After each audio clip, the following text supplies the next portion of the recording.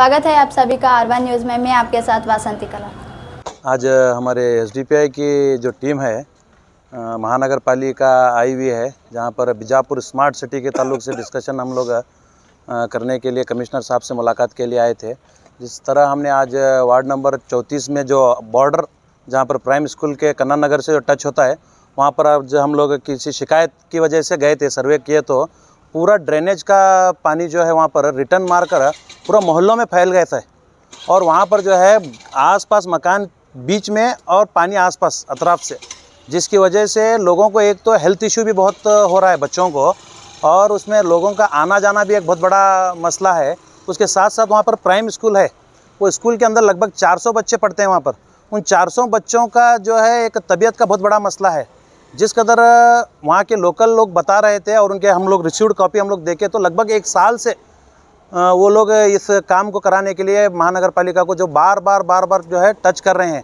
इसके बावजूद भी जो है वहाँ पर हमारे कमिश्नर साहब का एक सर्वे हुआ और भारती साहब का भी सर्वे हुआ। भारती साहब से शिकायत करने के बाद में भारती साहब जो है कमिश्नर साहब को लाकर वहाँ पर सर्वे कराए। उसके बावजूद भी काम कुछ भी नहीं हुआ वहाँ पर, और वो पानी चैम्बर का ऐसे ही वहाँ पर बहता हुआ नज़र आ रहा है। और सिर्फ बहने की बात नहीं है, बल्कि घरों के अंदर तक जा रहा है, घरों के अंदर तक जा रहा है। अब हम लोग वहाँ पर सर्वे किए तो आप दिखा सकते हैं उस चीज़ को कि जिस कदर पानी अंदर जा रहा है, लोग इतना परेशान हैं। हम जाते ही लोग हमें एक उम्मीद की नज़र से देखकर यहाँ तक रिक्वेस्ट कर रहे हैं कि आप ये काम को हमारा करके दीजिए किसी भी हालत में बोलकर। इसी सिलसिले में बात करने के लिए हम लोग आज कमिश्नर साहब से मुलाकात की और कमिश्नर साहब से हमारी बात हुई तो कमिश्नर साहब ने हमें एक आश्वासन दिया है कि, और वहाँ पर जो नेमगढ़ हमारे AWS साहब हैं उनको भी बुलाकर बात किया और उनसे भी स्ट्रिक्टली वार्न किया कमिश्नर साहब के इमीडिएट वहाँ से पानी फ्लो होने जैसा काम कीजिए। और वो जल्द से जल्द 15 दिन के अंदर टेंडर बुलाएंगे, फिर 1 महीने के अंदर अंदर उस काम को स्टार्ट करेंगे, क्योंकि वो UGD वर्क है जिसके लिए टेंडर बुलाकर जो है 15 दिन में इंशाल्लाह शुरू करेंगे बोलकर एक आश्वासन दिया हुआ है।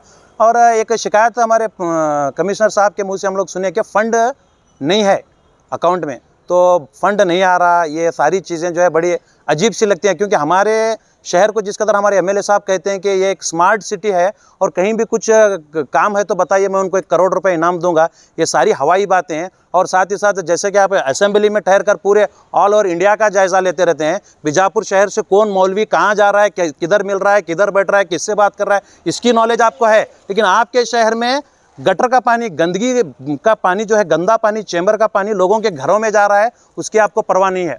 यानी सिर्फ आप अपना सेल्फ इम्प्रूवमेंट के लिए ये बड़ी बड़ी बातें करते हुए आप लोग असेंबली में नज़र आते हैं। तो आप असेंबली के बड़ी बड़ी बातों के साथ साथ लोकल सिटी पर भी ध्यान दीजिए। आपका काम है। MLA साहब से मैं कहना चाहता हूँ कि ये आपका काम है।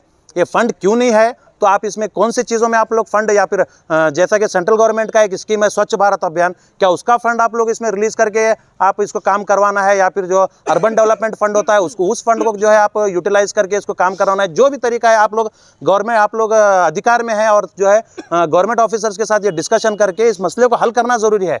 सिर्फ शिकायतें करते बैठने से या फिर इल्ज़ाम देते बैठने से काम नहीं होने वाला।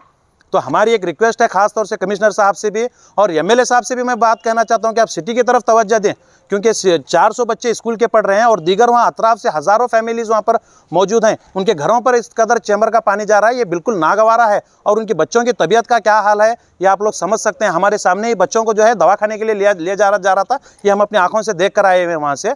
तो हमारा एक स्ट्रांग ये हमारा एक स्टेप भी हम लोग इसके बाद लेंगे। अगर ये जल्द से जल्द काम शुरू नहीं हुआ तो हम कानूनी दायरे में वहाँ पर धरना बैठकर रास्ते रामनगर का रास्ता हम लोग बंद कर ये जाहिलाना हरकत को हम लोगों को करने के लिए आप तो इस बार जो है आमदा मत कीजिए, आप मजबूर मत कीजिए हमें, ताकि हम लोग रास्ता उतर कर रास्ता बंद करके भी जो है हम लोग अपना वहाँ पर काम करवा सकते हैं। सर कहीं भाषणों में हमारे नगर शासक कहते हैं कि मैं बीजापुर को स्मार्ट सिटी की ओर ले गया हूँ, क्या ये स्मार्ट सिटी की ओर बीजापुर गया? सर एक जायज़ा अगर हमारे शासक, हमारे MLA साहब अगर हमारे साथ लेंगे तो स्मार्ट सिटी की हकीकत हम लोग उन्हें बिल्कुल बताएंगे।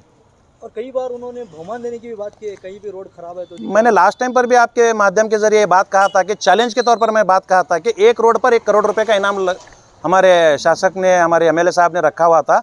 अगर आपके पास है वो सलाहियत तो आप कई करोड़ों रुपए लेके आइए, आवाम को बांटिए। वहाँ पर मैं ऐसे कई रोड आपको बताने के लिए तैयार हूँ, कई ड्रेनेज लाइन आपको बताने के लिए मैं तैयार हूँ, कई ऐसी जगह, ऐसे मोहल्ले आपको बताने के लिए तैयार हूँ जहाँ कुछ भी डेवलपमेंट नहीं है।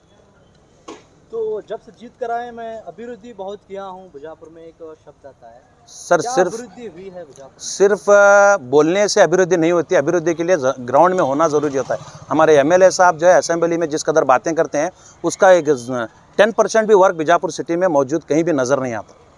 कई सारे रोड हुए हैं sir, LG petrol pump road है, जैसे बहुत सारे रोड बने हैं बीजापुर में, क्यों अभिवृद्धि? सर इलेक्शन के करीब करीब आप एक मेन लाइंस को, मेन रोड को सीसी रोड बनाकर या फिर वहाँ पर एक लाइटिंग का डेकोरेट करके आप अपनी पीठ नहीं थपथपा सकते। हकीकत, शहर की हकीकत को जानिए। आप सिर्फ मेन लाइन दिखाकर उसे एक पिक्चर बनाकर आप अभिवृद्धि का नाम नहीं दे सकते। आप उससे जो है आप अपने वोट बटोर सकते हैं, लेकिन हकीकी तौर पर वो काम नहीं होता।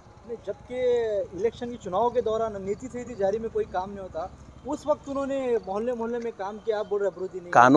कानून तोड़ना तो मैं समझता हूँ ये बीजेपी का एक हक बन गया है।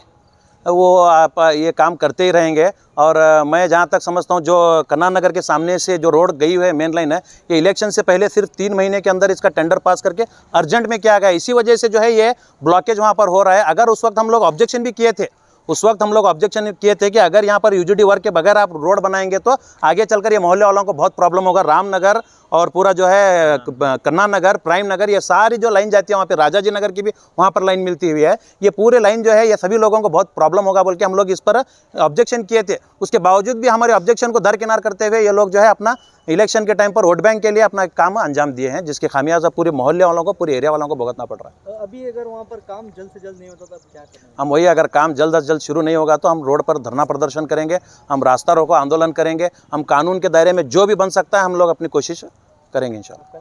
ಇವತ್ತು ನಾವು ಮಹಾನಗರ ಪಾಲಿಕೆಗೆ ಆಯುಕ್ತರಿಗೆ ಭೇಟಿಯಾಗಿ ಬಂದಿದ್ದು, ವಾರ್ಡ್ ನಂಬರ್ 34 ಸಲುವಾಗಿ ಒಂದು ಮೆಮೊರಂಡಮ್ ಕೊಡಕ್ಕೆ ಬಂದಿದ್ದು ಸರಿಗೆ. ಮೆಮೊರಂಡಮ್ ಏನಂದರೆ ಅಲ್ಲಿ ವಾರ್ಡ್ ನಂಬರ್ 34 ಒಳಗೆ ಡ್ರೈನೇಜ್ ಓವರ್ಫುಲ್ ಆಗಿ ಮನೆ ಒಳಗೆ ನೀರು ಹೋಗ್ತಾ ಇದೆ. ಅದರ ಸಲುವಾಗಿ ಅಲ್ಲಿ ಜನರಿಗೆ ಭಾಳ ತೊಂದರೆ ಉಂಟಾಗ್ತಾ ಇದೆ. ಡೆಂಗು, ಮಲೇರಿಯಾ ಹಲವಾರು ಸಮಸ್ಯೆಗಳನ್ನು ಉಂಟಾಗಿ ಮನೆಯಲ್ಲಿ ಹೊರಗೆ ಬರಲಿಕ್ಕೆ, ಒಳಗೆ ಹೋಗಲಿಕ್ಕೆ ತೊಂದರೆ ಆಗ್ತಾಯಿದೆ. ನಾವು ಅದೇ ಕಮಿಷನರ್ಗೆ ಭೇಟಿಯಾಗಿ ಮೆಮೊರಂಡಮ್ ಕೊಡೋಣ. ಅವರು ಹೇಳಿದ್ರು, ನಾನು ವಿಸಿಟ್ ಮಾಡಿದ್ದೆ, ನಾನು ನೋಡಿ ಬಂದಿದ್ದೀನಿ, ನಮ್ಮ ಅಲ್ಲಿಂದ ವಾರ್ಡ್ ಮೆಂಬರು ಬಂದಿದ್ದರು. ಆದರೆ ಅಲ್ಲಿ ಟೆಂಡರ್ ಕರೆದು ಇದು ಎಲ್ಲ ಇದು ಅದು ಕೆಲಸ ಮಾಡಿದ್ರೆ ಟೈಮ್ ಹತ್ತೈತಿ. ಈಗ ನಾವು ಟೆಂಪರರಿ ಒಂದು ಕೆಲಸ ಮಾಡಿ ಅದು ನೀರೇನು ಇದ್ದಿದ್ದಿಲ್ಲ, ಅದು ತೆಗೆದು ಬೇರೆ ಕಡೆ ಲಿಫ್ಟ್ ಮಾಡ್ತೀನಿ, ಅದು ಟೆಂಡರ್ ಆಗುತ್ತೆ ಒಂದು ಆಶ್ವಾಸನೆ ಕೊಟ್ಟಿದ್ದಾರೆ ನಮ್ಮ ಇದು ಕಮಿಷನರ್ ಸಾಹೇಬರು.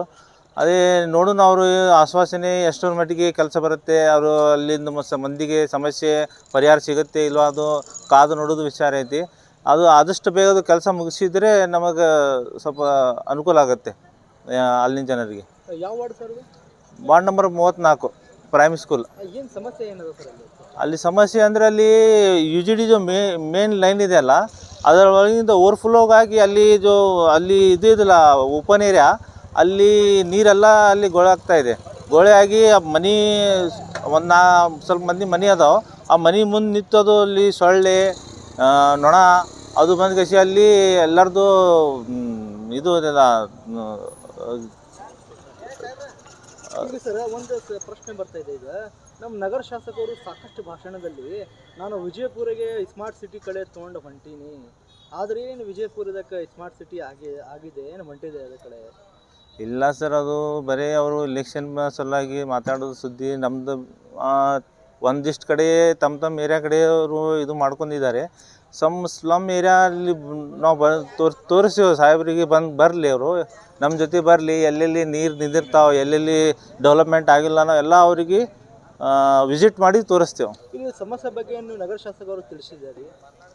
ನಾವಂತೂ ಅವ್ರ ಕಡೆ ತಿಳಿಸಿಲ್ಲ. ಸಾಕಷ್ಟು ಸಲ ನಾವು ಇಲ್ಲಿ ಕಮಿಷನರ್ವ್ರಿಗೆ ಬಂದು ನಾವು ವಾರ್ಡ್ ನಂಬರ್ 19 ಆಗಲಿ, 20 ಆಗಲಿ, 34 ಆಗಲಿ ಎಲ್ಲ ಕಡೆ ಒಂದು ಕಡೆ ಕಮಿಷನರ್ಗಳಿಗೆ ಒಂದೊಂದು ನಗರ ಶಾಸಕ ಯಾಕೆ ನೀವು ತಿಳಿಸಿಲ್ಲ ಇದು ಸಮಸ್ಯೆ ಇದೆ ಅಂತ? ಏನು ಅವ್ರು ನಗರ ಶಾಸಕರು ಮುಸ್ಲಿಂ ಮಂದಿನೇ ನಮ್ಮ ಕಡೆ ಬರಬೇಡ ಅಂತ, ಬುರ್ಕಾ ಟೋಪಿದವರು ಬರಬೇಡ ಅಂತ ಹೇಳ್ತಾರೆ. ನಾವು ಹೆಂಗೆ ಹೋಗ್ಬೇಕು ಅವ್ರ ಕಡೆ? ನಿಮಗೆ ಹೇಳಿದಾರ? ನಮಗೆ ಹೇಳಿಲ್ಲ, ಒಬ್ಬರಿಗೆ ಹೇಳಿದ್ರೆ ಎಲ್ಲರಿಗೆ ಇದು. ನಮ್ಮ ಹೆಸರು Nisar Ahmad Manyar, district general secretary SDPI.